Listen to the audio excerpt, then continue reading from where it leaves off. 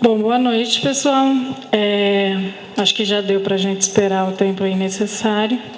Quero agradecer a presença de todos e de todas, né, para mais uma atividade que a gente vai fazer aqui agora à noite. Vocês são sobreviventes, né? A maioria teve que ir embora. E aí a gente vai começar hoje, né, a gente vai fazer um debate logo em seguida, mas a gente vai começar com a apresentação do filme, né? O filme Tarja Branca. Não sei se todos vocês já tiveram contato com alguma coisa parecida ou conhecem, enfim, já ouviram falar. E logo em seguida a gente vai fazer o debate, tá bom? A máquina da sociedade organizada do jeito que está precisa que uma fatia considerável das pessoas tenha que, durante 8 horas por dia, fazer coisas que não gosta para que o mundo funcione. 25 anos fiquei carimbando cheque devolvido de pessoa que eu não conhecia num banco. Até que um dia eu descobri que podia sair do banco.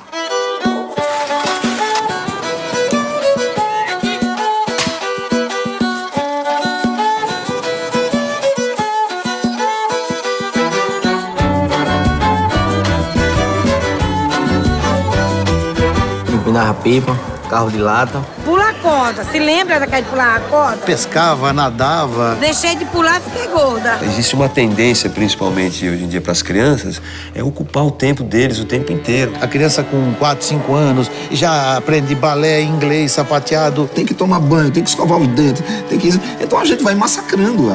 Toda a educação é um massacre. A liberdade é perigosa, o sonho é perigoso. A reinvenção daquilo que a gente vive é sempre uma desestabilização do status quo. Quando eu falo de brincante, de brincadeira, a gente tá falando de magia. Aí me encanta. A cultura popular é identidade. É o que você é. Brincar, pra mim, é usar o fio inteiro de cada ser.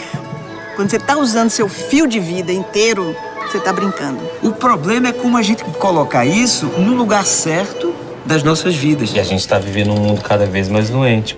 Pânico, depressão. Não dá para continuar desse jeito.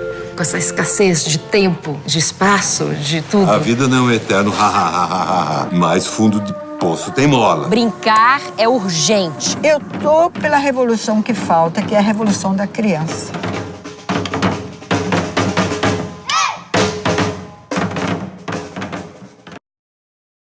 Bom, gente, boa noite. Vou tentar ser breve, porque vocês devem estar bem cansados, né? Eu tinha preparado quase uma aula, eu vou diminuir muito a minha fala, a mania de professor, mas... e eu, quando falei da minha palavra aqui, é porque eu fiquei inquieta também assistindo o filme. É a segunda vez que eu assisto o filme, eu fiquei bem inquieta hoje. Primeiro, eu fiz toda uma reflexão sobre o brincar, do ponto de vista histórico, cultural, folclórico do nosso país, medicamentoso, enfim, é muito extenso, acho que é tudo muito extenso que eu tenho para passar. E eu não queria ficar nessa extensão.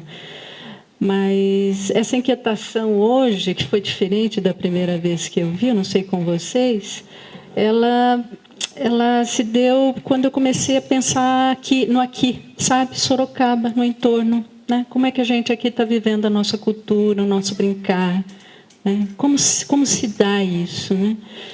Eu estou um pouco afastada, né? Inclusive geograficamente, né? Da cidade, né? Morando mais para fora, em condomínio, então eu não sei como é que se dá no nosso dia a dia aqui.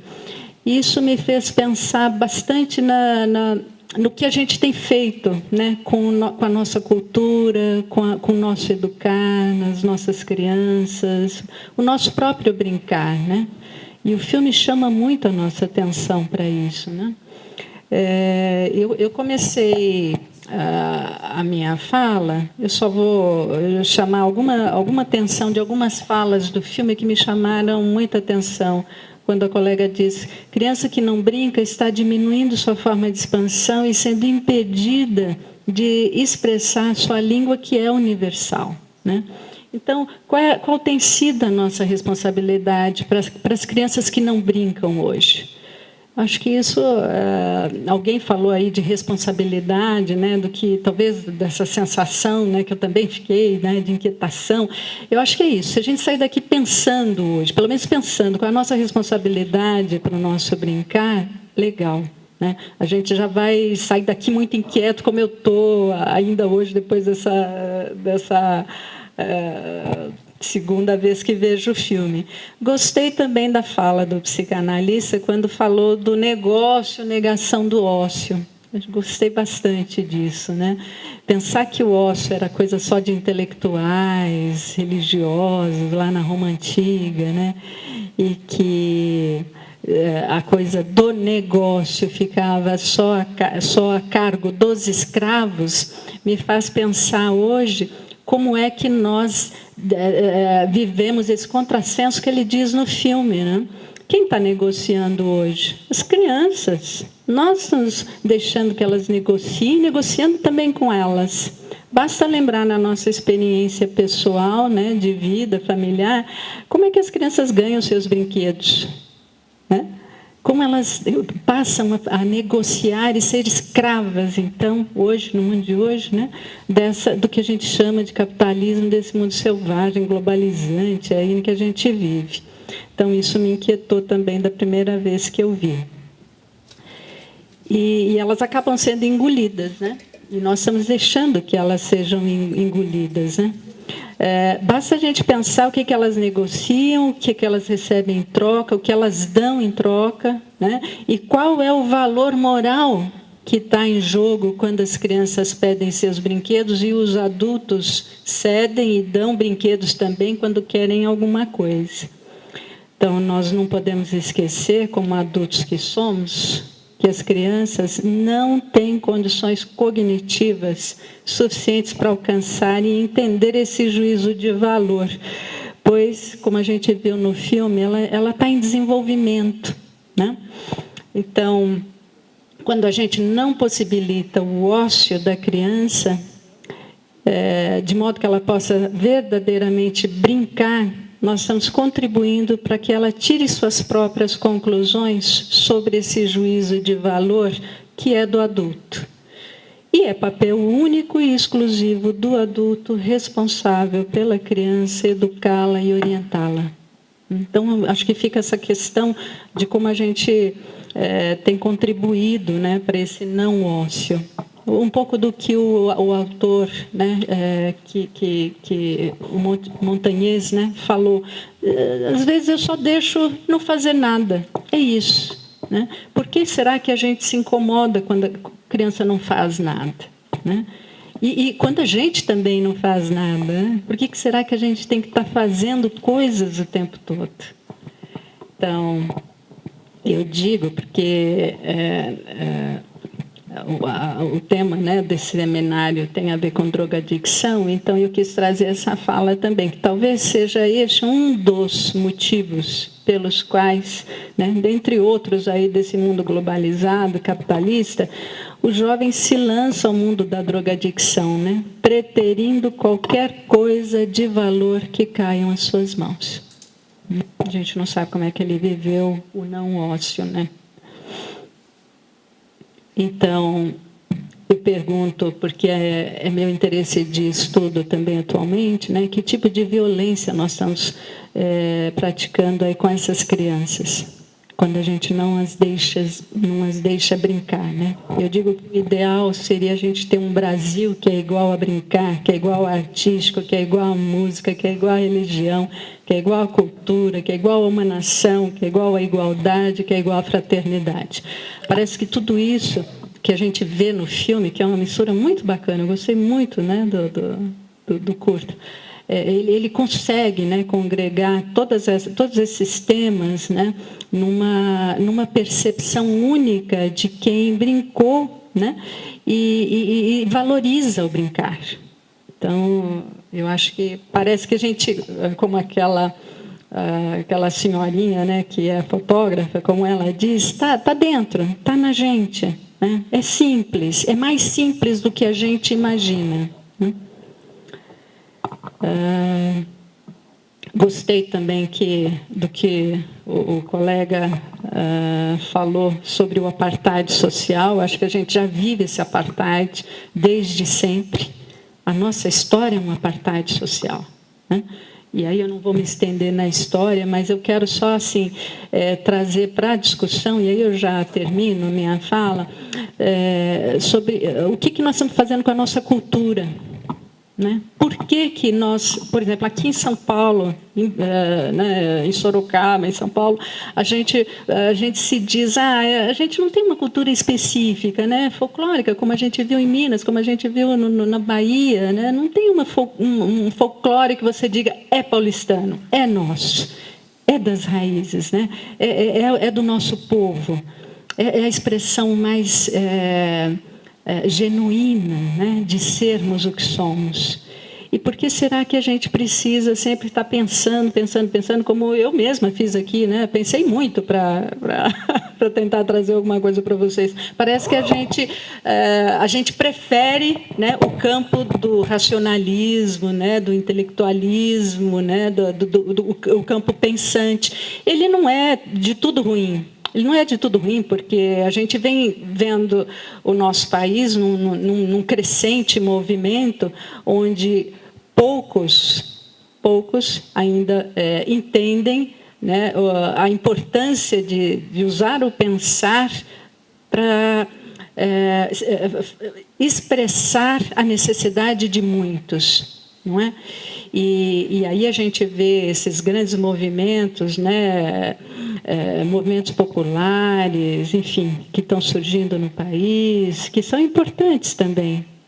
E pessoas pensantes do lado de lá, do mundo artístico, do mundo cultural, como a gente viu o colega falando, é um verdadeiro computador, né, ambulante, quando pensa na sua expressão de décadas, né, pensando na expressão folclórica.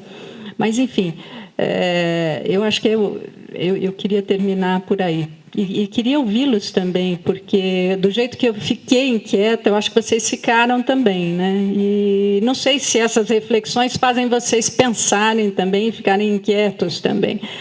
Mas está aberta aí para quem quiser se expressar e a gente continuar, né?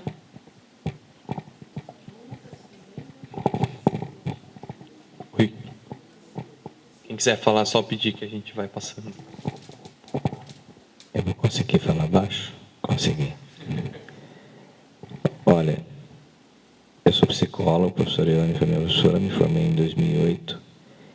Depois da faculdade, eu fiz um curso de pedagogia Waldorf, não um curso no sentido de um curso extensivo, eu fiz um final de semana para a gente tomar conhecimento do que é pedagogia Waldorf, baseada num filósofo do início do século XX, chamado Rudolf Steiner.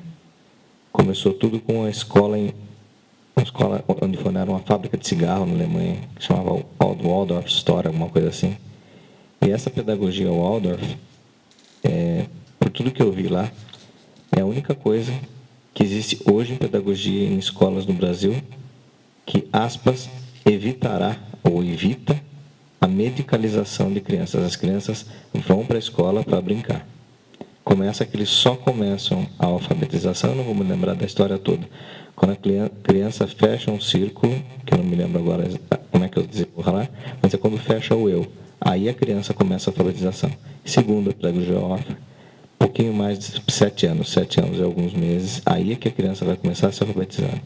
Até então a criança vai para a escola exclusivamente para brincar, e a cada um no seu ritmo.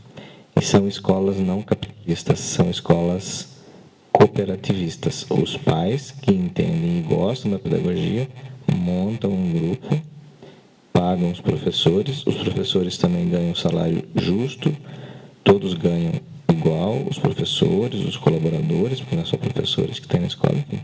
Chama-se pedagogia Waldorf, se eu não estou enganado.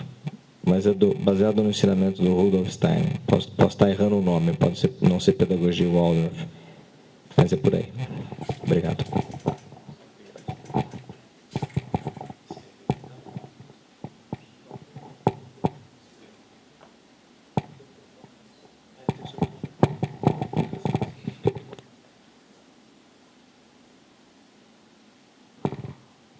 Bom,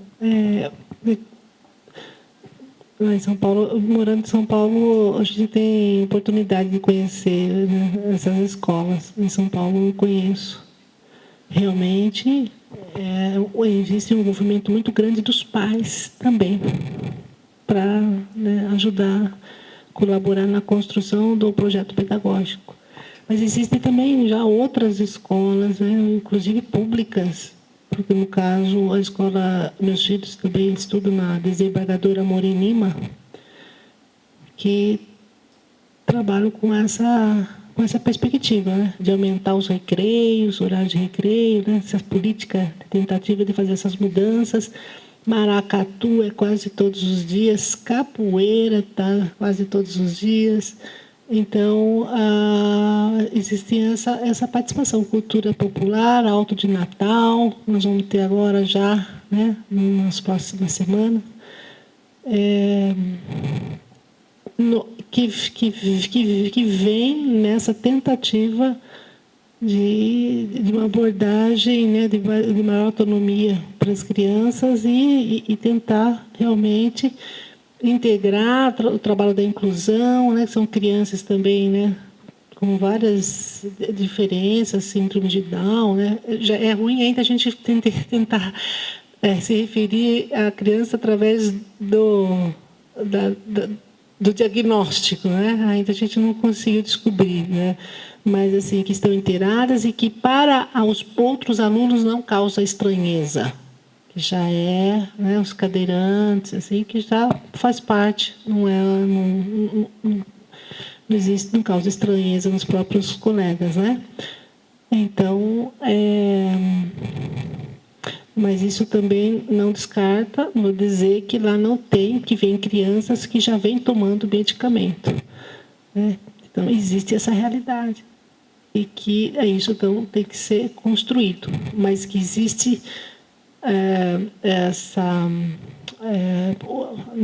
esse projeto pedagógico de uma saúde, uma atenção, uma educação integral, né, de uma forma mais voltada para o lúdico, isso está podendo ser mais real na nossa realidade.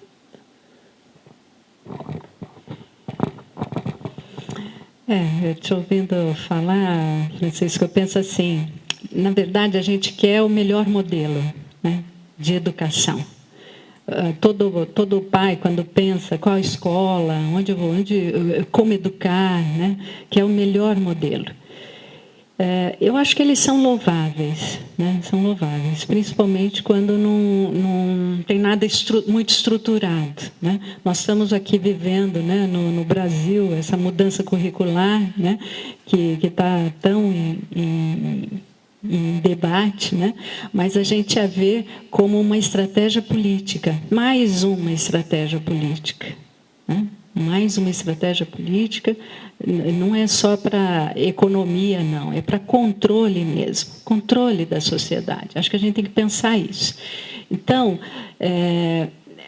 eu acho que é muito difícil educar hoje, muito difícil. Se a gente for pensar em todas as possibilidades que nós temos, porque nós temos um leque de possibilidades, a área da educação ela expandiu muito, a área da psicologia ela expandiu muito, e agora o que a gente está fazendo é tentar dar um passo para trás, a cada vez mais dar um passo para trás. Nós, da psicologia, ajudamos a patologizar, e nós estamos despatologizando. Então, eu acho que nós estamos num momento que a gente precisa desconstruir muita coisa que a gente construiu. Valorizar o que é bom, o que dá certo, o que está na linha, né, do mais humano, né? Deixar de lado as coisas que são produção de massa, né, para que nós não pensemos, né? E realmente acreditar, né, que a gente tem jeito, né? Quando a gente vê, alguns falando aí, né, no filme sobre essa riqueza do Brasil, a nossa alegria, a nossa forma criativa, quer dizer, é isso. Como a gente pode ser criativo, mas a partir da nossa realidade, né, das crianças que a gente conhece, dos jovens que a gente conhece, né, das pessoas que a gente conhece. Acho que é isso.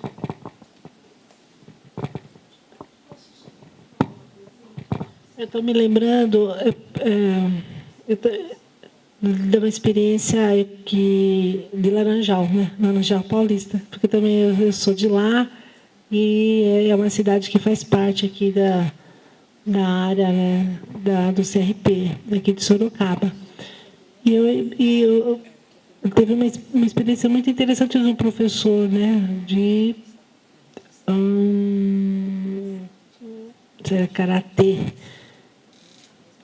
de quando ele estava assim, tentando incluir uma das crianças, né, com uma limitação bem acentuada.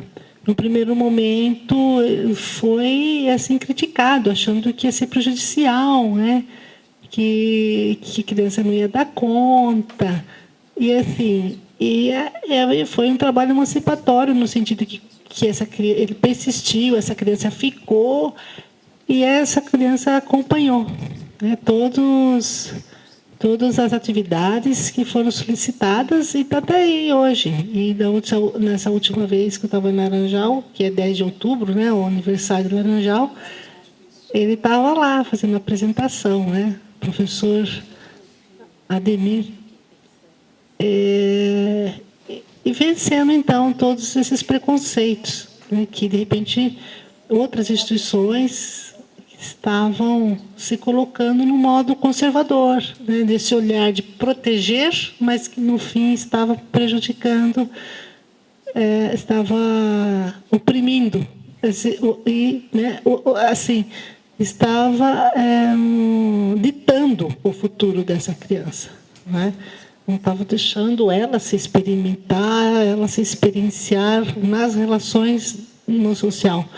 Então, são esses exemplos, né, que a gente pode estar, não necessariamente lá dentro da escola, né, mas, assim, um clube, né, no centro esportivo, né, no espaço de uma Secretaria de Cultura.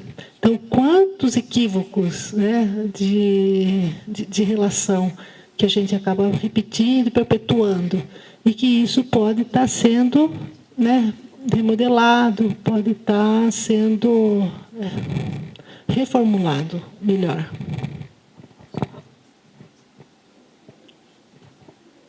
Mais alguém? Quer fazer alguma pergunta, acrescentar alguma coisa?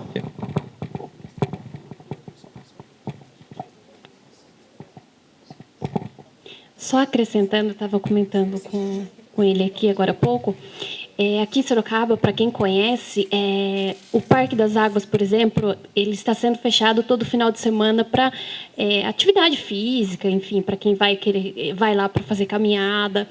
E já tem uns 2 finais de semana que eu fui lá, eu fiquei encantada.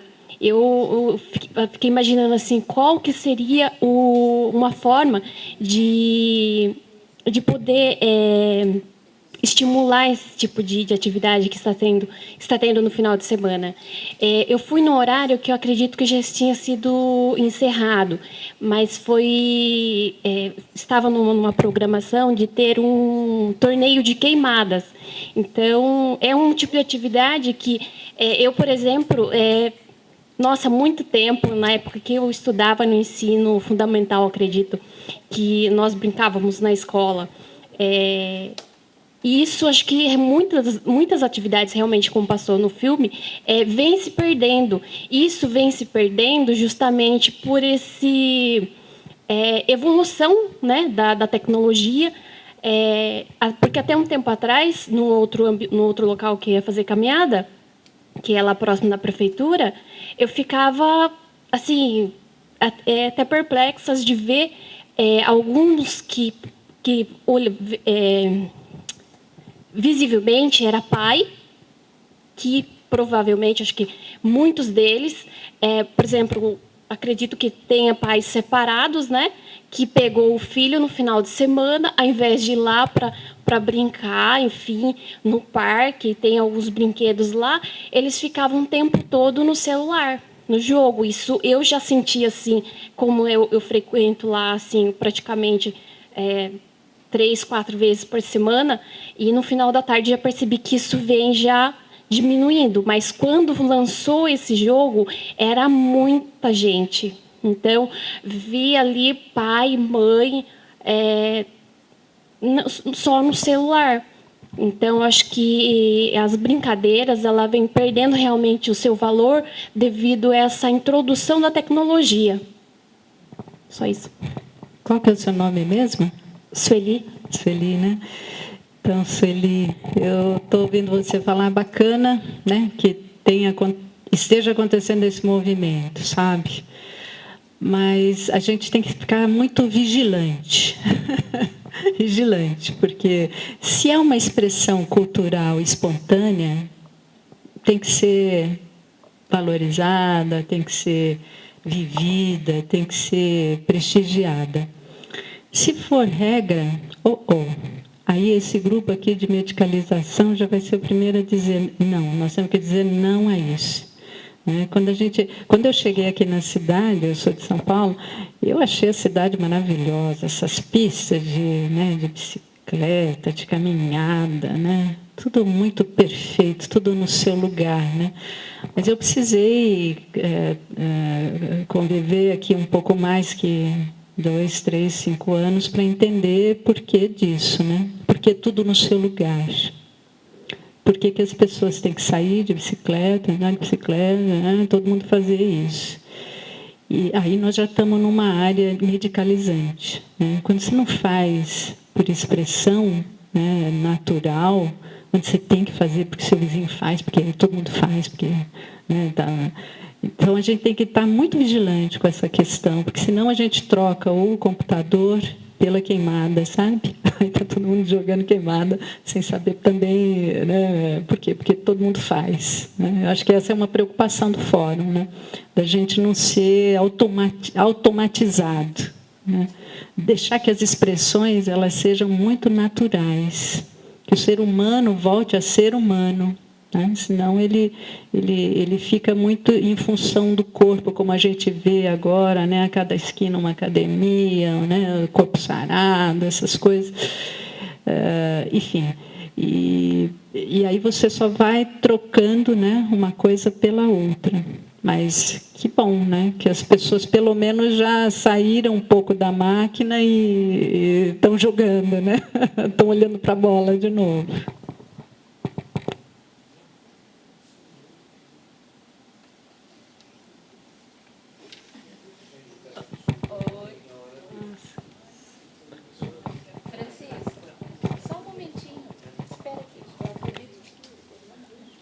Eu acredito que a gente já está encerrando.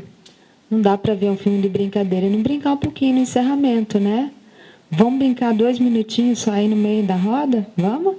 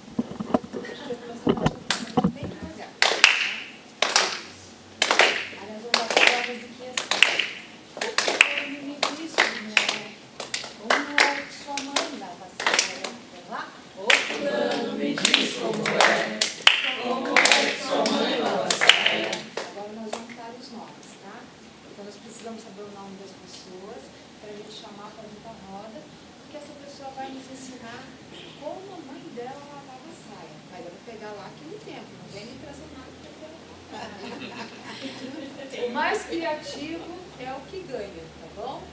Vamos lá, vamos começar aqui. Então, normalmente, quem faz vai chamar o próximo, pergunta o nome e a gente já começa a cantar, tá bom? Vou começar com a minha amiga aqui. Sueli. Muito bem. Sueli, quando eu chamar você vai vir pro meio e sem vergonha nenhuma você vai mostrar como sua mãe lava a saia, assim, mas bem empolgado. Só que a gente vai ensinar a música inteira. A música inteira é assim.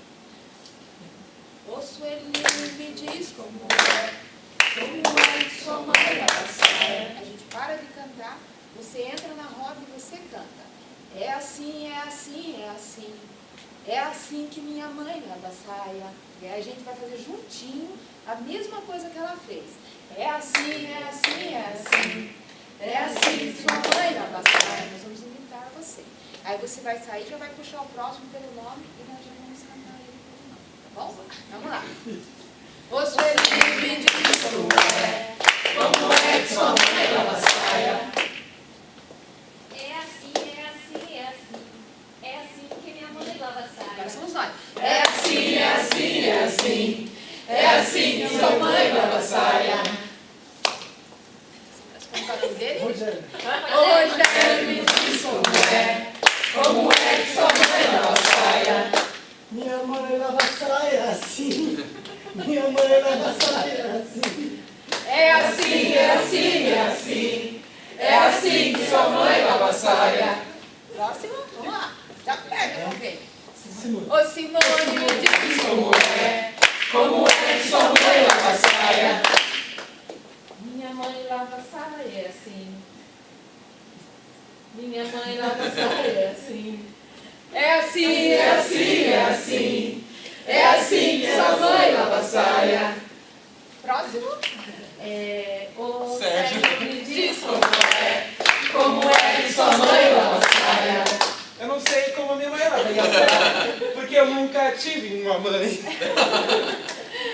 É assim, é assim, é assim. É assim que eu nunca tive uma mãe lava a saia. É assim, é assim, é assim. É assim que eu nunca tive uma mãe lava a saia. Quem lava sua roupa, Sérgio? Ah, depende de onde eu tava. Não, tem alguém que lava sua roupa, Sérgio. Vamos lá, próximo. Por falta de uma, teve várias. Próximo. Ô Michele, me diz como é que sua mãe lava a saia.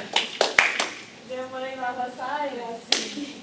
É assim que minha mãe lava a saia. É assim, é assim, é assim. É assim que minha mãe lava a saia. Próximo. Eliane, me diz Como é que sua mãe lava a saia? Minha mãe lava a saia assim. É assim, é assim, é assim. É assim, é assim, é assim. É assim que sua mãe lava a saia. Me diz como é que sua mãe lava a saia. Minha mãe lava a saia. É assim que minha mãe lava a saia. É assim, é assim, é assim. É assim que sua mãe lava a saia. Aliás, me diz como é que sua mãe lava a saia. Eu não lembro da minha mãe, a minha avó. Minha avó lavava assim, assim, assim. É assim, é assim. Que lava a saia. É assim, é assim, é assim. É assim que sua mãe lava a saia.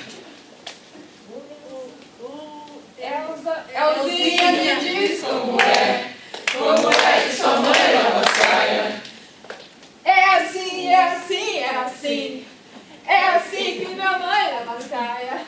É assim, é assim, é assim.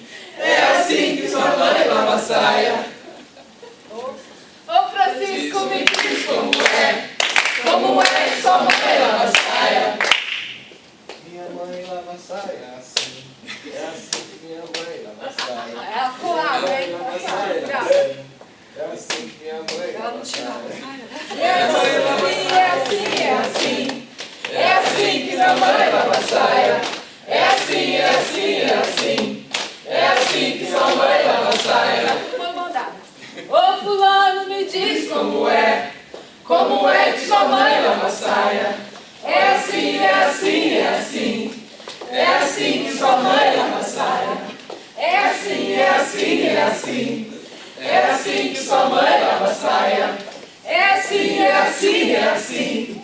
É assim que sua mãe lava a saia. É assim, é assim, é assim. É assim que sua mãe lava a saia. É assim, é assim, é assim. É assim que sua mãe lava a saia.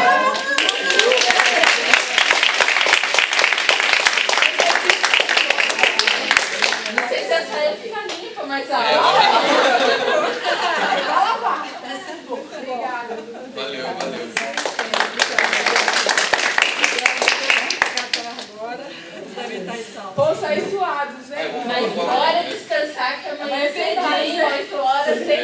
Gente, obrigado aí, o CRP agradece todo mundo. Obrigado, Elzinha, obrigado, Silvana. Nós também agradecemos. Nós que agradecemos. De saia limpa. Saia limpa, todo mundo. Saia alma.